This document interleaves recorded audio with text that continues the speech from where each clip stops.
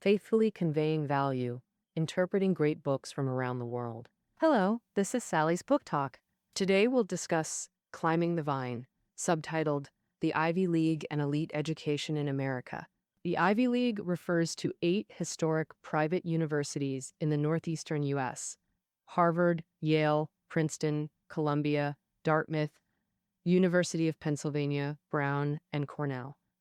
These schools now represent American elite education, having produced 16 U.S. presidents, 45 Nobel laureates, and countless prominent figures. More parents now aim for Ivy League admissions. Tiger moms seek upward mobility, while elite families maintain status through generational attendance. The author Yu Shiyu graduated from Columbia University and successfully enrolled his son at Harvard. As an expert in international affairs and cultural studies, he discovered this fierce competition reflects deeper societal issues in America. Why this Ivy obsession, and how does one actually get admitted?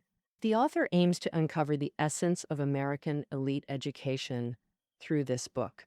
I'll break down this book into 3 parts for you. First, what are the Ivy League's origins and educational philosophy? Second, why the intense pursuit of Ivy League schools? Third, how can one gain Ivy League admission? Let me start with an introduction to the Ivy League. Many assume it's an academic alliance, but it actually began as a sports conference in the late 19th century. 4 elite northeastern universities, Harvard, Yale, Columbia, and Princeton, frequently held intercollegiate athletic competitions.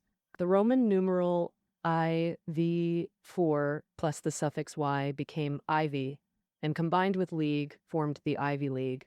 Dartmouth, Penn, Brown, and Cornell later joined. This expanded to the current 8 schools, whose students and alumni long dominated U.S. Olympic teams. At the first modern Olympics in Athens in 1996, the first world champion, Connolly, was studying at Harvard before competing. In elite sports like rowing, the U.S. Olympic team often consisted of varsity teams from Ivy League universities. Since all 8 Ivy League universities are top-tier private institutions in the U.S. with long histories, rigorous academics, high-caliber professors, and excellent students, therefore, they enjoy a prestigious reputation beyond sports in the higher education world. Currently, U.S. higher education can be divided into 4 tiers. The bottom tier is 2-year public community colleges, similar to vocational colleges in China. Above that are public and private 4-year universities across various states. Next are key universities in cities and states, and the top tier includes over 10 elite institutions led by the 8 Ivy League schools, Stanford and MIT. So, how do Ivy League schools at the top tier of university education conduct their teaching? Ivy League schools are renowned for what's called liberal arts education. Here, liberal arts doesn't mean students freely choose subjects, but rather inherits from European classical education. Ivy League teachers in the classical era, roughly from the 5th century BC to the 4th century AD, the purpose of education was to cultivate a free person. This education's opposite was training for servants or profit-driven professions, more politely called practical disciplines. The modern meaning of this free person is being a master of society and the nation. Hence, the elite education connotation of liberal arts is very clear. Liberal arts education can be seen as a generalist education, training students to be leaders, emphasizing critical thinking and independent thought rather than vocational skills. In the century programs, in actual learning, liberal arts education focuses not on what is learned, but on how it's learned. Undergraduates at Ivy League schools aren't in a hurry to choose a major. During freshman and sophomore years, it's mainly general education. Students can take courses in various categories like arts, humanities, natural sciences, and social sciences before deciding their true interests. Even many students after their junior year can indecisively switch majors. The author's son, while at Harvard, didn't switch from sociology to economics until his junior year, second semester, and only decided to minor in math in his senior year, second semester, just before graduation. Evidence shows that students receiving a liberal arts education have stronger independent analysis and adaptability skills, enabling them to successfully confront the challenges of the 21st century's new economic models. These abilities are precisely what employers most favor in employees. In 2014, Google's head of personnel confirmed this conclusion to the New York Times. Some might assume that as a high-tech company, Google most wants to hire top computer science graduates. But this personnel head stated that Google emphasizes not just specialized skills, but also comprehensive cognitive abilities, learning new things, and problem-solving skills, especially integrating multiple disciplines. Liberal arts education cultivates creative thinking to solve problems from diverse perspectives. American society has long championed the American dream, believing anyone who works hard in the U.S. can achieve a better life through various paths. So why are more and more people crowding onto the narrow bridge to Ivy League universities? This is the content for the second part we'll discuss today. I'll interpret this from 4 angles: social, occupational shifts, educational differentiation issues, resources of prestigious schools, and global influence. Why do people pursue Ivy League schools? First, looking at occupational shifts in American society. Over the past 30 years, many blue-collar, middle-class jobs had become more knowledge-intensive and impoverished. Repetitive labor roles have grown cheaper, and more blue-collar work now requires education. A college diploma has become a passport for most Americans to enter the middle class. Otto, a renowned labor economist at MIT, studied the overall trends in the U.S. job market. He said that over the past 3 decades, employment growth in the U.S. has concentrated at the high-income and low-income ends, while middle-income jobs have steadily declined. Jobs that once required little education but offered decent salaries for the middle-class blue-collar sector are increasingly scarce. Now, Americans with only a high school diploma struggle to find good jobs. Often, they end up flipping burgers at McDonald's, barely able to sustain themselves, exemplifying the decline of the blue-collar middle class. For years, the most convenient political explanation in America has been to blame job outsourcing due to globalization and free trade. And, for example, American workers being replaced by Chinese workers. This may hold some truth for low-end manufacturing jobs, especially repetitive ones, but this reasoning has caused people to overlook a more serious cause: the rapid advancement of computer automation and AI technology. 2 scholars from Oxford University predict that nearly half of U.S. jobs could be replaced by automation and robots in the next 20 years, with the remaining positions being highly knowledge-intensive, with low repetition. Thus, renowned American entrepreneur Neuber, former VP of PepsiCo and Chase Bank, concludes that upward mobility in America is narrowing. Professional knowledge intensity makes higher education crucial for success. Otherwise, it's increasingly difficult to ascend the socioeconomic ladder. As more people recognize this, combined with increased accessibility of U.S. higher education, the devaluation of ordinary university graduates has accelerated. For the same job, hiring requirements shifted from ordinary university graduates a decade ago to prestigious university graduates today. Naturally, Ivy League schools, synonymous with elite education, became the antidote to this devaluation. Next is the issue of educational polarization in the U.S. The gap between elite and ordinary education in America is widening, evident in student quality, tuition burden, and future prospects. The once world-leading U.S. public education system faces a major crisis with declining quality in public K-12 schools.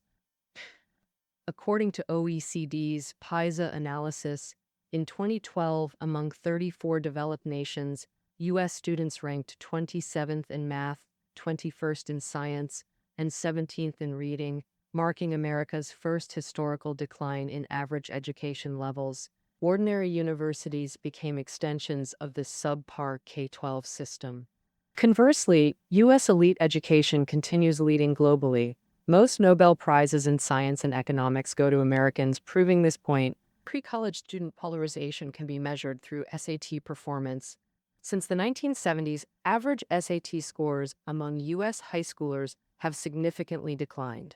Most children receive substandard public K-12 education, with limited academics under politically correct approaches like happy learning and No Child Left Behind. Meanwhile, scores for students admitted to top 1% elite universities keep rising, with perfect or near-perfect scores becoming common, indicating severe polarization. This gap widens further during college years. Beyond ordinary universities, high dropout rates, even students who graduate from them, are left far behind by Ivy League peers. Ivy League campuses are filled with international Olympiad medalists, science award winners, and students published in newspapers, magazines, and even academic journals.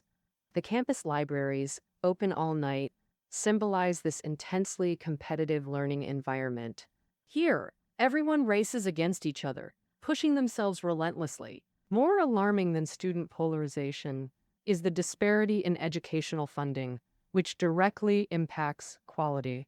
Statistics show that in 2006, top 1% universities like the Ivies spent $92,000 annually per student, while ordinary universities averaged just $12,000.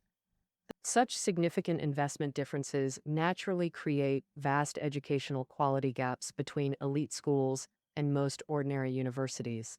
With world-renowned professors, advanced facilities, and exceptional students, the output quality of top universities is exceptional. Another key factor in U.S. university polarization is tuition burden. Under budget deficit pressures, U.S. state governments have drastically cut higher education funding. For example, California's 2009 20% funding cut to its university system caused 32% tuition hikes the next year, forcing many students to drop out.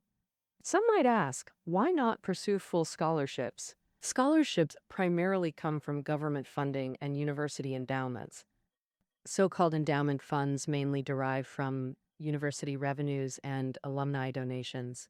For ordinary universities, both sources are shrinking.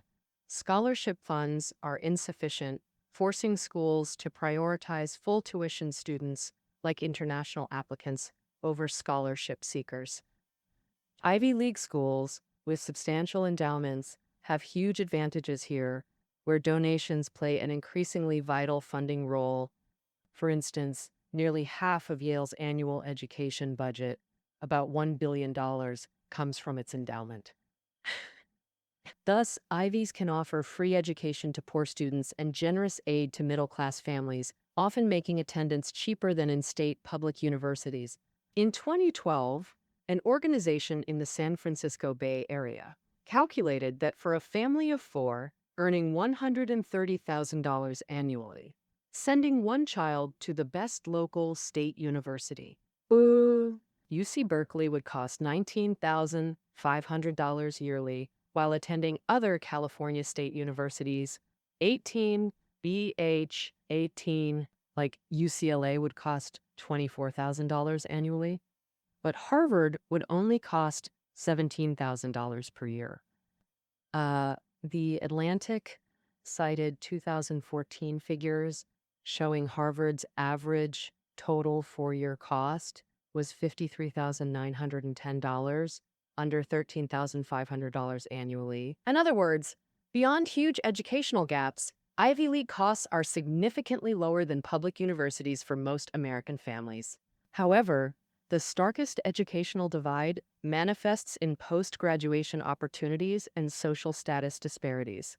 As mentioned earlier, declining quality at ordinary universities leaves graduates ill-prepared for the 21st century knowledge economy. Since the 21st century began, ordinary degrees increasingly failed to guarantee middle-class status. For a 2014 EPI report, average starting salaries for U.S. college grads dropped 6.7% men and 8.1% women from 2000 to 2013. Low wages, high unemployment, and student debt have caused soaring numbers of boomerang kids returning to live with parents. Conversely, elite graduates thrive professionally. Ivy degrees remain tickets to America's upper class. The author illustrates this with a personal example. Amid America's economic slump, unemployment among ordinary grads keeps climbing. Yet the author's son's Harvard classmates work at Goldman Sachs, Blackstone, or 200K plus law firms, their internship prospects unaffected. Beyond career shifts and educational divides, elites pursue Ivies to perpetuate privilege through generational succession. As hereditary nobility faded, merit-based elites emerged, creating anxiety among established upper classes about maintaining status. Many people have heard about Ivy League schools' clear preference for children of the powerful during admissions. Schools often use the term development case admissions. Frankly speaking, development means massive parental donations. From another angle, elites paving their children's Ivy path with huge donations shows wealth alone no longer guarantees elite status continuity in America. The key to elite inheritance in America lies in passing down elite education, now an upper-class consensus. Elites pursue Ivies because wealth alone is insufficient. Entrusting children to Ivy education offers infinite possibilities, from presidents and justices to media moguls, intellectuals, billionaires, union leaders, even Hollywood celebrities. Ivy indomitable secular female makers and prophets for Boston are called Joe. In America's republic without hereditary nobility, the Ivy League cultivates an aristocratic class. First, in politics, America's highest political power rests with the president. Since Theodore Roosevelt, Harvard undergrad, took office in 1901 through Obama, 13 of 19 presidents came from elite schools, the remaining 6 being Coolidge, Harding, and Profit Center, Truman, Johnson, Nixon, and Reagan, all with deep Ivy connections. Coolidge attended Amherst College, a little Ivy private school in Massachusetts. Nixon got into both Harvard and Yale but couldn't attend due to family finances. Reagan's VP was George H.W. Bush, from 4 generations of Yale alumni, each attending the same Ivy as their fathers. Alma maters are the defining feature of American political dynasties. George W. Bush, academically average, entered Yale, his grandfather and father's alma mater, the most famous recent example. Beyond political dynasties, Ivies are crucial ladders for minorities and immigrants climbing to power. Barack Obama, first Black president, Harvard Law, and former New York Governor Eliot Spitzer, Princeton undergrad, Harvard Law, exemplify this. Even non-Ivy graduates in law or politics sometimes face extra obstacles. In late September 2005, President George W. Bush nominated Harriet Miers, a close Bush family attorney, to the Supreme Court. Although Miers had an excellent work history and moderate political stance, she had a fatal flaw in her credentials.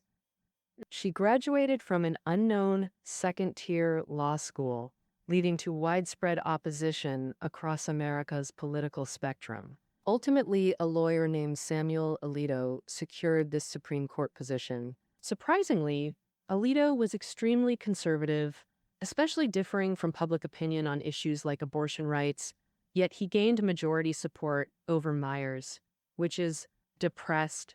Media analysis revealed his impeccable Ivy League credentials were the decisive factor in his confirmation.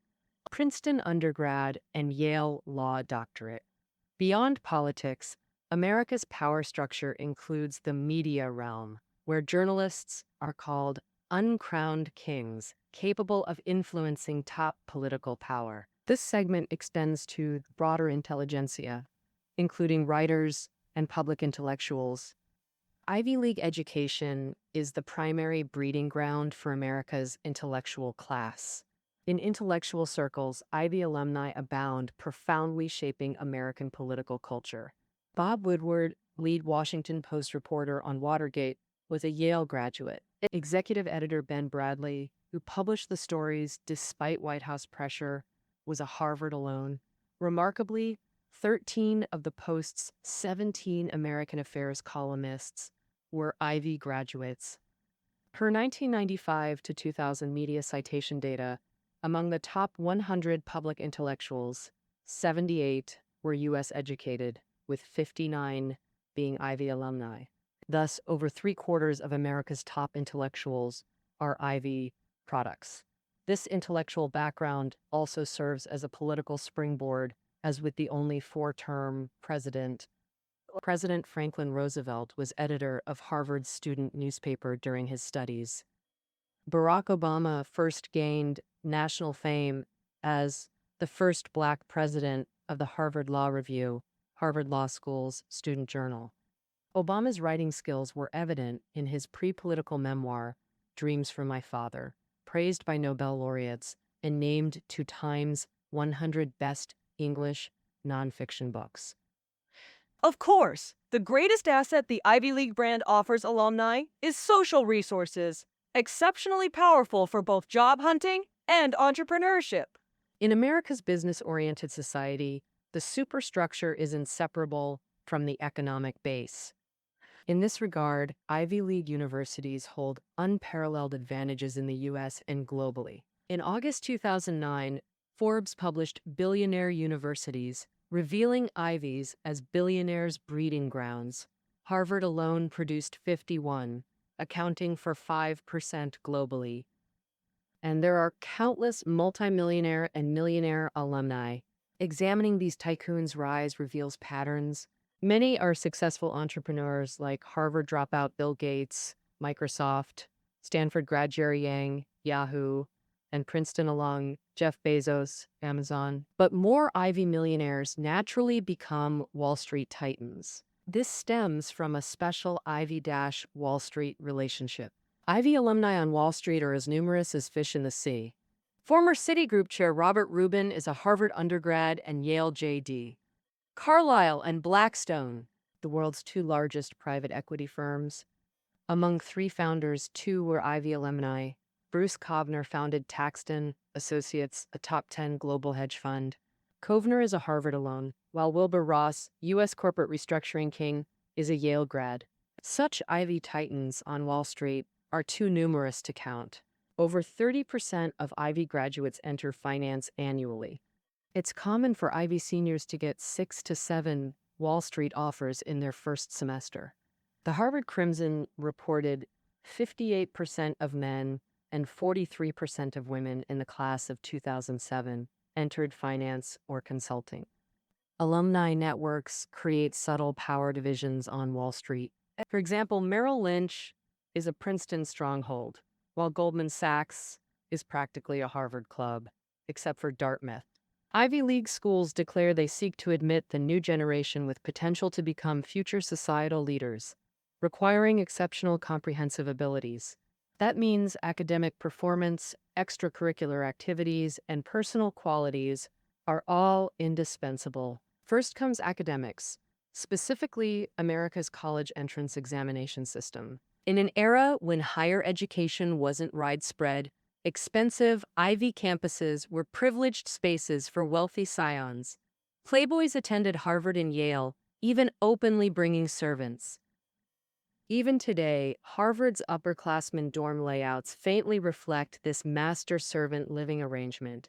In 1933, Harvard President Conant proposed that in the 20th century's new social context, education shouldn't just select elites, but serve as society's opportunity warehouse. At that time, Ivy admissions still largely depended on parental wealth and financial capacity.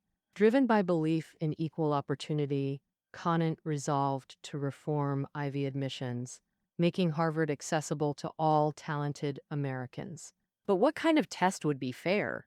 Conant discovered exams could be divided into achievement tests and aptitude tests. Wealthy students had major advantages in achievement tests since acquired accomplishments directly correlate with childhood resources and education. But in innate aptitude tests, students from all classes were equal. In 1934, Harvard first implemented the SAT, Scholastic Aptitude Test, an aptitude exam testing reading, writing, and math. Each section out of 800, totaling 1,600. This recruited 10 Harvard National Scholars from the Midwest. 8 graduated with honors and joined Phi Beta Kappa.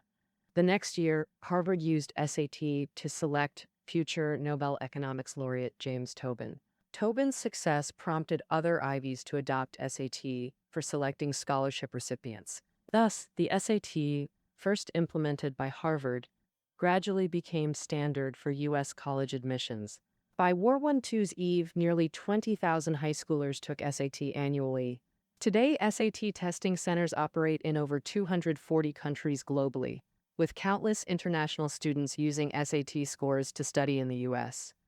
So what SAT scores are needed for Ivy League admission? As mentioned, Ivy candidates require academic excellence, extracurriculars, and personal qualities, all indispensable. However, achieving the absolute top academic tier alone can secure admission. This tier requires SAT scores greater than 777 per section, near perfect, top 1 to 2% class rank, max AP scores 5 or IB7, plus national or international competition awards or top 1% national test performance. The next tier is the 1400 Club, students with total SAT scores above 1340. About 65 to 75% of Ivy admits come from this bracket. But admission depends on holistic review beyond academics, namely personal qualities and extracurricular activities. These require cultivation from childhood through diverse activities: sports, debate, music, art, social work, all demanding significant effort. In elite hubs like NYC, prestigious private preschools costing tens of thousands yearly become battlegrounds for elite parents. After preschool come even pricier elite private elementary and middle schools. Obama's 2 daughters exemplify this all-private school trajectory. After 6 elementary and 2 middle school years comes the 4-year high school phase. Elite U.S. private high schools predate public schools, especially in the Northeast. Designed to feed Harvard or Yale, they're called prep schools. Centuries-old, unwritten traditions link them to specific universities. For example, Phillips Academy, attended by both Bushes, has strong Yale ties, while Groton connects deeply with Harvard. Over 26 years, 405 Groton graduates applied to Harvard. Only 3 rejected, a 99.26% acceptance rate. Ivy League universities annually admit significant numbers of graduates from specific affiliated prep schools. These prep schools train well-rounded talents precisely according to Ivy admission standards, emphasizing social activities and leadership development. Faithfully conveying value, interpreting great books from around the world. Hello, this is Sally's Book Talk. Today we'll discuss Climbing the Vine, subtitled The Ivy League and Elite Education in America. Beyond high-quality academics and rich sports programs, affluent prep schools organize international activities, opportunities largely inaccessible to public school students. Most prep schools even arrange semester-long overseas study, international learning trips, or poverty alleviation work in developing nations, enhancing college applications. Beyond private schools exclusive to the wealthy, are there paths for underprivileged students to climb the Ivy Vine? Yes, but it's more difficult. For high-achieving low-income students, exam schools within the public system are often the only path toward elite education. Now, U.S. public schools follow neighborhood zoning. Elementary standouts can only attend advanced classes within their district, gifted programs. In secondary education, the only cross-district options are specialized schools, like China's key high schools, admitting top students via exams. Most underprivileged Ivy admits come from these. Michelle Obama, raised in Chicago's Black neighborhood, attended the city's sole exam school, then Princeton and Harvard Law, becoming an elite. But this public exam school path is arduous. Budget cuts strain extracurricular programs, and high-quality exam schools are scarce nationwide. Only 165 exist, creating fierce competition. For example, Virginia's Thomas Jefferson High School for Science and Technology admits 480 students from over 3,300 applicants, leaving many qualified students in ordinary high schools without elite opportunities. Overall, beyond the fortunate top 1% of high school students who enter the 165 key exam schools, the quality gap between public school students and those at elite private prep schools keeps widening. The book's author calculated that elite prep school graduates have 5 times higher Ivy League admission rates than public school graduates. Finally, the author outlines the Ivy League application process. Step 1. Selecting target schools. Without a unified national system, most U.S. high schoolers apply to 6 or more universities. But this number keeps rising amid intensifying competition. Many students apply to 15 to 20 schools simultaneously to boost acceptance odds. Remember, fewer than 5 in every 1,000 high school grads get into Ivies. Applying to more schools means extra security.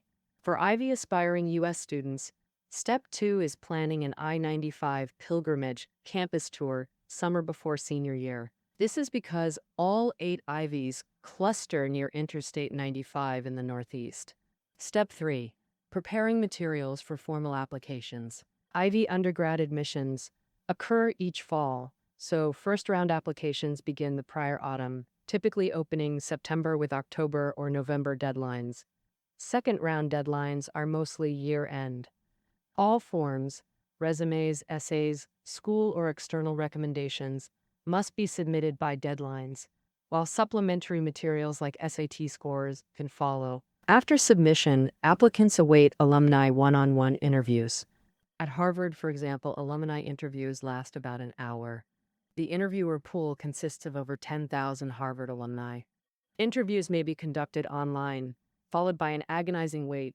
Specific admission review procedures, scoring metrics, and categorization methods vary by school and remain undisclosed. But generally, applicants are divided into 3 categories: admit, reject, and waitlist. Borderline candidates often go on the waitlist for later substitution or final committee voting. Finally, applicants learn their fate via email and official websites in the afternoon or evening of decision day. Early decision notifications usually come mid-December, while regular decisions arrive late March to early April. But for top applicants holding multiple offers, the power dynamic shifts as they take initiative in negotiations. Most schools give admitted students at least a month to decide, with commitments due in early May. For those admitted mid-December, this becomes a nearly half-year deliberation process. Top universities aggressively court students, organizing revisit weekends, covering travel costs, and mobilizing staff to create perfect impressions. This period becomes prime negotiation time for admitted students. The author's son's classmate, admitted to both Harvard and Princeton, chose Princeton after unsuccessful scholarship negotiations with Harvard.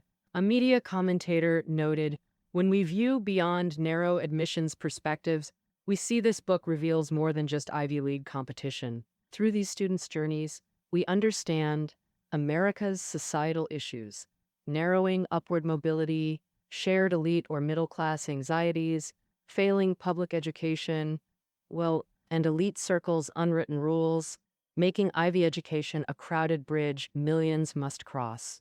That concludes our discussion of Climbing the Vine. Find show notes below the audio. Until next time.